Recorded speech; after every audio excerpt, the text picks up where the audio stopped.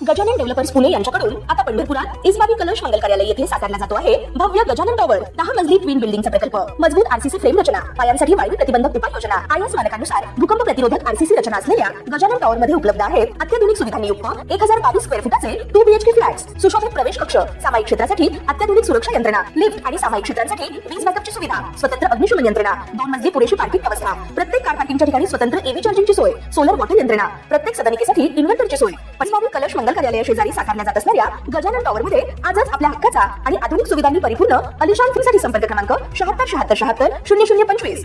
नाशिकमधील भोंदूबाबा अशोक खरात प्रकरणात राष्ट्रवादीच्या नेत्या रुपाली चाकणकर यांना राजीनामा द्यावा लागला आहे। आता खरात प्रकरणात शिवसेनेचे आमदार आणि उपसभापती नीलम गोरेंचं नाव समोर येत आहे।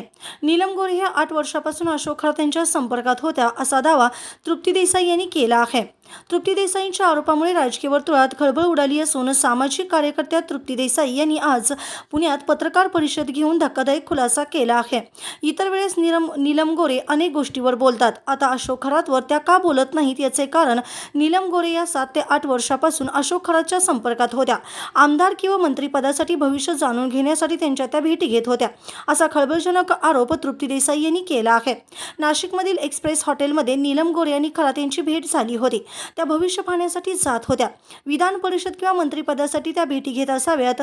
या भेटीचे फोटो जरी समोर आले नसले तरी त्यांच्या भेटी दरम्यानची लोक त्यांच्या सोबत होती, त्यांनी मला ही माहिती दिली असा दावा तृप्ती देसाई यांनी केला आहे। नाशिकच्या कॉलेज रोडवरील खरातच्या ऑफिसमध्येही नीलम गोरे जात होत्या। ज्या ऑफिसमध्ये अनेक महिलांवर अत्याचार झाला त्याच ऑफिसला नीलम गोरे भेटल्या होत्या। अशोक खरात हा राजकीय क्षेत्रात सक्रिय होता। अनेक राजकीय नेते, अधिकारी, मंत्री, आमदार आणि खासदार यांचे नंबर त्यांच्याकडे होते।